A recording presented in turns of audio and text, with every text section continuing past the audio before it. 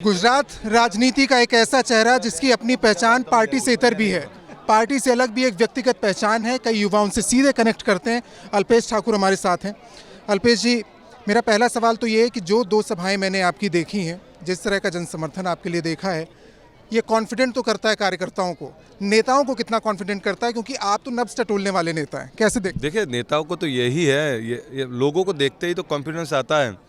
पता चल जाता है कि लोगों में उत्साह कितना है, पता चल जाता है लोगों का समर्थन कितना है। जिस तरह से लोग अब देख रहे हैं कि एक चाव से, भाव से, प्यार से वेलकम भी कर रहे हैं और जिस तरह से सम्मान भी कर रहे हैं और समर्थन भी कर रहे हैं, तो कॉन्फिडेंस तो बढ़ता ही है और कॉन्फिडेंस है, कोई दिक्कत वाली बात नहीं। मैंने देखा कि, और मैंने जैसा शुरुआत में कहा कि पार्टी से इतर व्यक्तिगत पहचान होना नेता की वक्त लगता है, लेकिन बनी है आपकी, और उसी पहचान पर सवाल उठे। पहचान ये कि 2017 में आप कांग्रेस का हाथ मजबूत कर रहे थे और 2022 में आप कमल खिला रहे हैं। इस पहचान को लेकर जो सवाल उठाते हैं उन पर आपका क्या कहना है, खासतौर से कांग्रेस पार्टी? जिस कांग्रेस का हाथ हमने थामा तो उसने हमारा हाथ मरोड़ दिया। उन्होंने हमारा हाथ मरोड़ दिया। बोले किस गरीबों की बात करता है तू? नहीं, गरीब गरीब ही रहना चाहिए। तू जिन पिछड़ों की बात करो, पिछड़े पिछड़े ही रहना चाहिए। तू जिस गुजरातियों की बात करते वो गुजराती गुजराती वैसे ही रहनी चाहिए। हाथ थामा था हमने उन आम लोगों के विकास के लिए, आम लोगों के मुद्दों के लिए। वो उन्होंने हमारा हाथ मरोड़ दिया तो हमने छोड़ दिया कि यार क्या बात करते हो आप। अल्पेश जी, आप चुनौती किसे मानते हैं? मैं ये देख रहा हूँ कि अब कई चुनावी पंडित दो मुख्य मुकाबले को, बीजेपी और कांग्रेस को, त्रिकोणीय बना रहे हैं। तो आप मानते हैं कि बीजेपी का आपका कांग्रेस के इतर भी कोई मुकाबला है? देखिए, भाजपा का तो किसी के साथ मुकाबला है ही नहीं, बट फिर भी बताऊं, भाजपा का अगर थोड़ा बहुत भी मुकाबला किसी को होगा तो वो कांग्रेस से ही होगा। और जिस तरह से हम बोलते हैं ना 150 से ज़्यादा भाजपा की सीटें आएगी, तो 150 से ज़्यादा सीटों में आम आदमी की जमानत जब्त हो जाएगी। त्रिकोणीय है ही नहीं। और गुजरात तो ऐसा स्टेट है, इसी ने मुफ्त की रेवड़ी वालों को कभी नहीं एक्सेप्ट किया। गुजरात ने कभी थर्ड फ्रंट को एक्सेप्ट नहीं किया। गुजरात और गुजरातियों की एक अलग पहचान है, देने वाले लोग हैं, लेने वाले लोग नहीं। और गुजरात की तासीर रही है कि जो काम करता है एक गवर्नमेंट से लोगों को क्या चाहिए, डेवलपमेंट एंड प्रोटेक्शन। आप उनका विकास कीजिए और रक्षण कीजिए। तो ये दोनों चीज़ तो गुजरात में बखूबी 27 साल से भाजपा कर रही है। और 27 साल पहले का वो बदहाल गुजरात भी लोगों ने देखा है। तो बदहाल गुजरात अब नहीं चाहिए दोबारा, इसलिए कांग्रेस दोबारा नहीं चाहिए, बार बार भाजपा चाहिए, बार बार मोदी साहब चाहिए। 2017 में जब कांग्रेस एक बार नेक टू नेक फाइट की स्थिति में आई, उसमें कई लोगों को क्रेडिट दिया गया और उसमें आपको भी क्रेडिट दिया गया।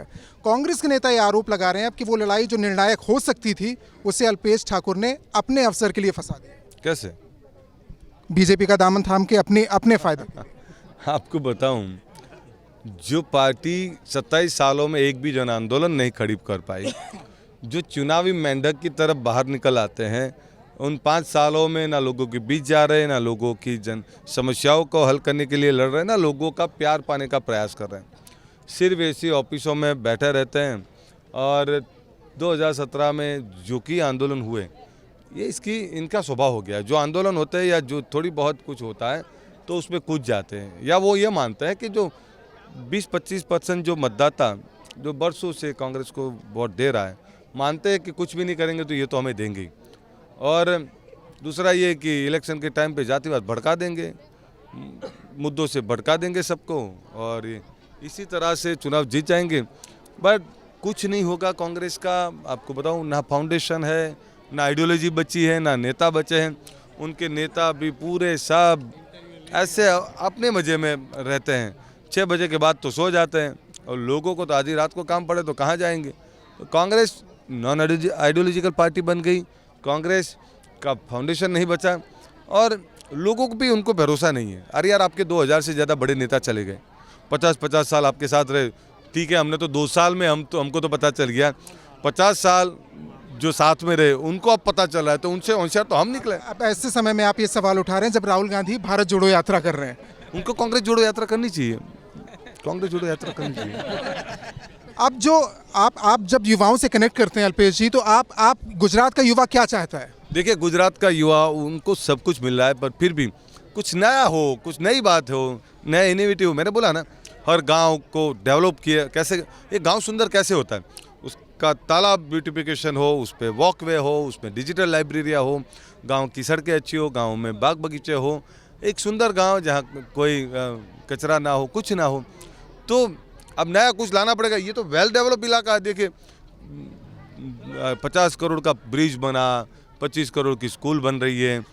तो जहाँ पे अब यहाँ पे रोड, सड़कें, पानी, बिजली की बात होती नहीं है। वरना गुजरात में तो वो दिन भी देखा है, शाम के वक्त माँ बोलती थी बेटा जल्दी खा ले वरना अंधेरा हो जाएगा। बिजली होती नहीं थी और पता ही था कि रात को बिजली नहीं मिलने वाली, गर्मी है तो बिजली नहीं मिलेगी। बिजली उस वक्त आती थी जब उनको ज़रूरत नहीं होती थी। अब 24 घंटा बिजली है। आज गुजरात की सड़कें, इंफ्रास्ट्रक्चर देखिए बहुत मजबूत है। आज गुजरात की एजुकेशन सिस्टम बहुत वेल डेवलप है और यहाँ पे रक्षा शक्ति, गिफ्ट सिटी, आप इन्फो सिटी, कितना कुछ है इधर। तो ये जो डेवलप, एक गवर्नमेंट से लोगों को क्या एक्सपेक्टेशन होता है कि गवर्नमेंट हमारा सभी तरीके से ख्याल रखे। यहाँ की हेल्थ सेवा, मेडिकल सेवा बहुत बढ़िया है। यहाँ पे भाईराज नहीं है, वरना गुजरात में वो दिन भी देखे थे यहाँ गुंडाराज और भाईराज था। हर इलाके के डॉन थे। कई डॉन भाग गए, कई डॉन मंदिर में चले गए और कई डॉन ऊपर चले गए। पर अब गुजरात में राजा कौन है? तो प्रजा ही राजा, प्रजा ही सेवक। यहाँ सुराज चल रहा है और सुराज भाजपा के शासन में चल रहा है। अल्पेश जी, एक सवाल मेरा, 2017 से 2022 के बीच जो दरमियान वक्त बदला है और आपने क्योंकि बहुत ज़मीन से कांग्रेस को भी देखा है और बीजेपी के नेताओं का, जैसा आप इंटरव्यू में कह रहे हैं कि पूरा समर्थन मिल रहा है, क्या फ़र्क पाया आपने? यही कि इतने बड़े नेता जो प्राइम मिनिस्टर है, जो होम मिनिस्टर है, पूरे देश को चलाना है जिनको, बट फिर भी उनको लगता है ये मेरा छोटा कार्यकर्ता नाराज है तो उसको कॉल आ जाता है, अरे अल्पेश क्या हुआ? तो एक बड़े नेता की ये तो पहचान है। आप इतने बड़े हो गए और आप नीचे जमीन छोड़ दोगे, कार्यकर्ताओं की भावनाओं को नहीं समझोगे तो खत्म हो जाओगे। इतने बड़े नेता कार्यकर्ताओं को पूछ रहे हैं, बार बार संगठन को ज़्यादा मजबूत किया जा रहा है। हर ब्लॉक या पन्ना प्रेसिडेंट तक पहुंच गई एक पार्टी और वो अपनी नई पीढ़ी को जो ला रहे हैं। नई पीढ़ी में अब यूथ कांग्रेस जो है वो नई लीडरशिप होती है, बट उसमें इलेक्शन डाल दिया, पैसे लाओ और नेता बन जाओ। तो पैसे से नेता नहीं बनते, नेता बनते हैं गांव की धूल खाने से, नेता बनते हैं हर गांव तबके के लोगों के बीच रहने से, नेता बनते हैं अपना कलर बदल जाए बस लोगों के बीच से ना निकल जाए। ये कलर बदल गया है फिर भी लोगों के बीच रहें और उनके नेताओं की लाली है ना, वो लाली बरकरार है क्योंकि लोगों के बीच में आ ही जा रहे हैं। और हमारी लाली भी खत्म हो गई, कलर भी बदल गया। तो नेता इस तरह से होता है। तो पैसे से नेता नहीं खड़े किए जा सकते। उनको उनका जो फाउंडेशन, कांग्रेस ये चाहती नहीं थी कि जो नेता उभर रहे हैं उनको मजबूती मिले? खत्म कर दो। मेरे बाद मेरा बेटा आएगा, मेरे बेटे के बाद मेरा पोता आएगा, बट पीढ़ी दर पीढ़ी हमारी बेटे की कुर्सी खाने वाला कोई नहीं आना चाहिए। अल्पेश जी, आखिरी सवाल ये, मैंने हार्दिक पटेल से भी सवाल किया कि ये अदावत ज़्यादा है कांग्रेस पार्टी से, बीजेपी से मोहब्बत ज़्यादा है, नफरत उस तरफ ज़्यादा? नहीं, ऐसा नहीं है। अगर ऐसा होता ना तो हमने कांग्रेस का दामन नहीं थामा होता। हम गए थे, हमको लगा कि ये वो असेंबली के अंदर हमारी बात रखेंगे, वो हमें लगा था कि ये सड़कों पे हमारे लिए उतरेंगे, हमें लगा था कि हमारे लिए वो दामन थाम के हमारे साथ हमदर्द बन के खड़े रहेंगे। वो कुछ नहीं हुआ। देखा कि वो तो अंदर अंदर लड़ रहे हैं, रात को मज़े कर रहे हैं, यानी सो जाते हैं आराम से। वो अंदर अंदर लड़ रहे हैं, वो ना उनको पार्टी की आइडियोलॉजी है उनके पास। आज आइडियोलॉजी क्या है आपकी, वो नहीं बची। अरे यार देखिए ना, वो गहलोत आपके चीफ मिनिस्टर रहे, ये कितनी बार रखा, 50 साल उनको सत्ता दी और जैसे ही उनको बोला कि आपको नहीं रहना है, बगावत कर दी। पार्टी में ना शिस्त बचा है, ना वो आइडियोलॉजी बची है, ना कोई फाउंडेशन बचा है। तो क्या हम उन गरीबों को उनके साथ मरने के लिए छोड़ दें? हमें तो ये था कि हम खड़गे साहब आए, उससे कोई उम्मीद? अब ये इन सब में से पूछिए खड़गे है कौन, तो ये तो मान लेंगे कि खड़ग होगा, यानी वो कोई पत्थर होगा। उनको नहीं पता कि खड़गे साहब बहुत बड़े लीडर हैं, बट ये इनको पता ही नहीं है।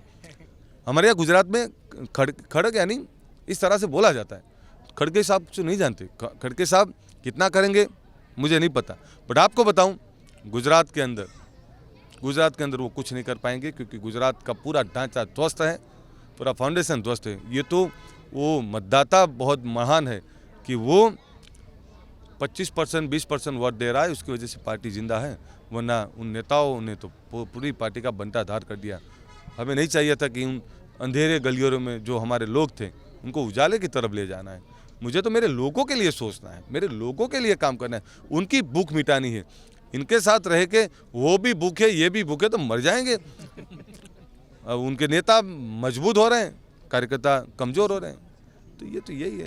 अल्पेश जी, आखिर में ये आप जनसंपर्क जो अभियान चला रहे हैं वो सब तक आप पहुंचने की कोशिश कर रहे हैं।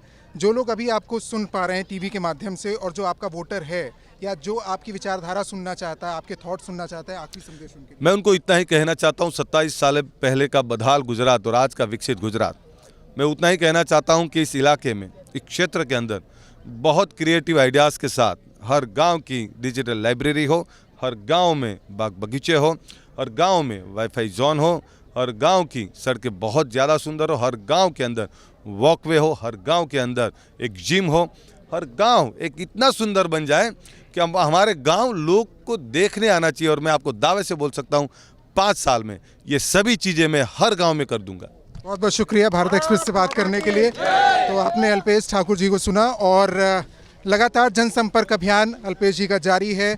लगातार वो संवाद कर रहे हैं, गांव-गांव तक पहुंचने की कोशिश कर रहे हैं और एक के बाद एक रैलियां कर रहे हैं। वो कॉन्फिडेंट हैं कि उनका मुकाबला में ना कांग्रेस पार्टी है ना आम आदमी पार्टी है और देखना होगा कि ये किस तरीके से नतीजे में परिणत होते हैं। हम लगातार गांधीनगर की अलग अलग क्षेत्रों में जा रहे हैं और आपने सुना अभी अल्पेश ठाकुर को। गांधीनगर साउथ से कैमरा पर्सन कृपाल के साथ रोशन मिश्रा, भारत एक्सप्रेस।